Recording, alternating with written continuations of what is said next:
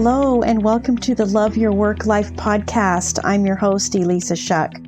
Whether you're going for that next promotion, looking for a job, or making a career pivot, I'll teach you how to navigate it all so you can have the career you want.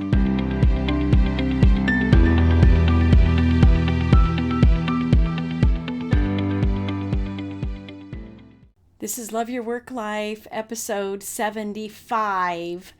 Before I jump right in, one last reminder, because this will be the last episode where I can invite you to join Job Search Field Guide and get 4 free coaching calls with me. That's you and me, one-on-one, on the phone, on Google Meet, however you'd like, so that you can get the personalized feedback coaching, sounding board, strategist kinds of things that will elevate your job search. I'm super excited to offer that, and I really hope that you take advantage of it. And the interview only course drops on October 7th, so stay tuned for that. That's for those of you who are getting lots of invites to interviews but not getting any offers. That course is a breakout from Job Search Field Guide so that you can zero in, go laser focused in on creating stellar interview skills. Okay.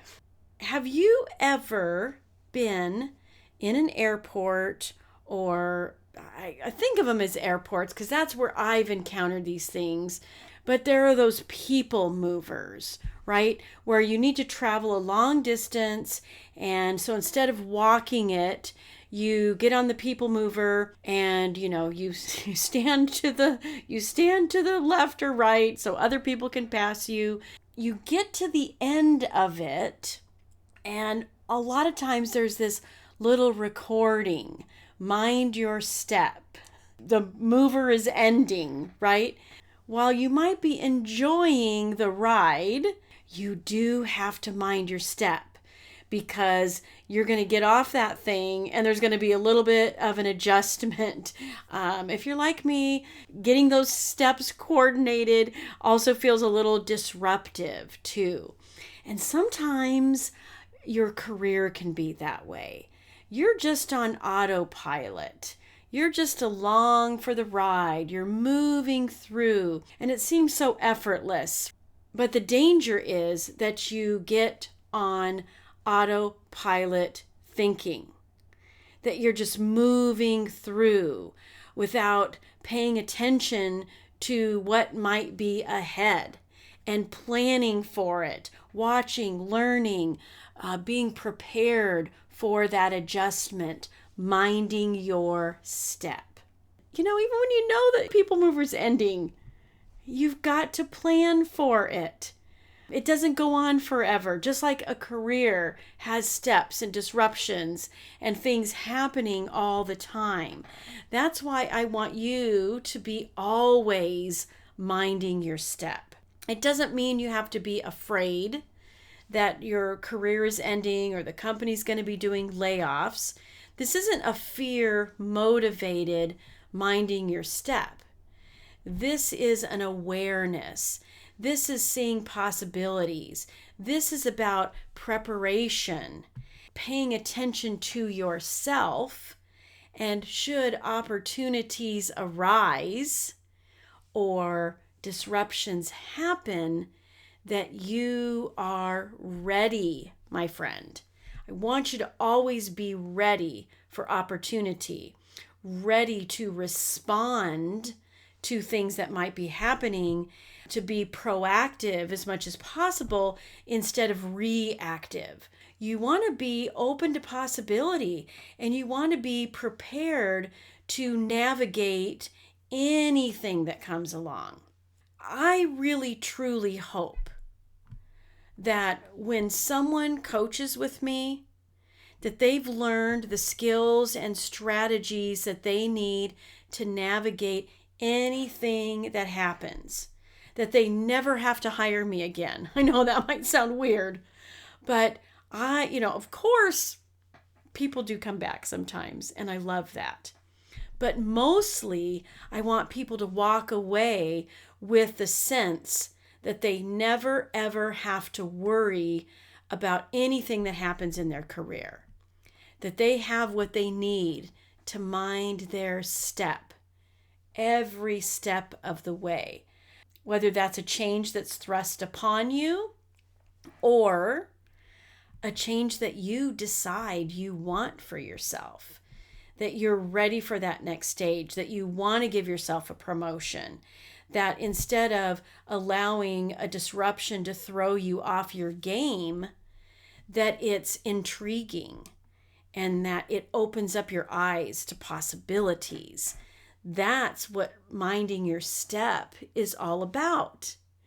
So if you're going to always be minding your step, if you're not going to get too comfortable, or you're not going to ride along in the people mover looking around at everything else that's going on around you and not paying attention to opportunities ahead or to a disruption ahead, that awareness that's so important. What does that look like from a practical perspective? Number one, and I can't stress this enough, is keeping track of your accomplishments. One of the biggest obstacles clients face, candidates face, is that their jobs just feel a little bit like autopilot and they haven't been keeping track of the results they've been creating day to day. And therefore, when it comes time to talk about them, there's a blank space. Like it's hard to find them again. So I want you to start tracking your accomplishments. Keep a notebook specifically for that purpose and do it on a regular basis. Ideally, it'd be awesome if every Friday you took a little bit of time to reflect back on all the results and contributions and accomplishments you made throughout the week. That would be awesome. Because there's going to be big things and little things all mixed in there. You can write out a summary of how you handled a challenging situation or a person that didn't agree with a strategy that you were recommending and what it was like to engage in that conversation and change the tone, change the result.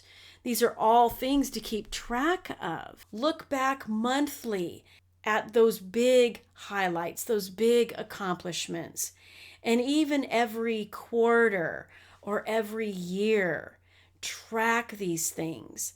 Because let me tell you, when you need them, you will have an awesome document to reference.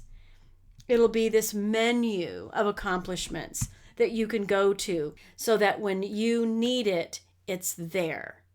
And you don't have to scramble and run into roadblocks in your thinking about what you've done, what was meaningful.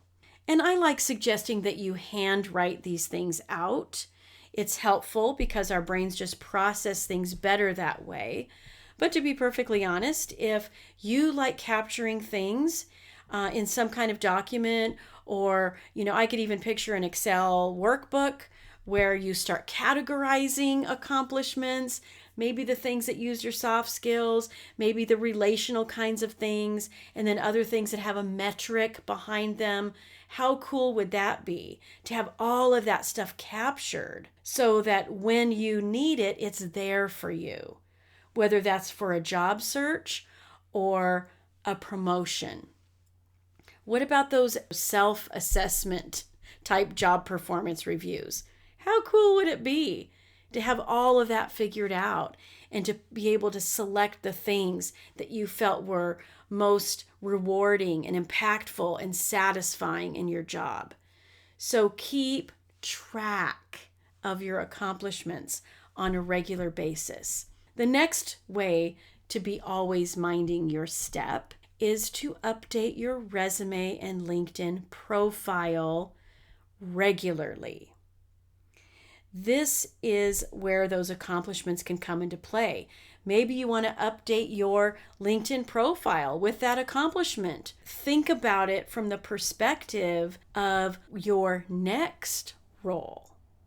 What are the bullet points? What is the content that you can add to your resume and LinkedIn profile that position you for the next role?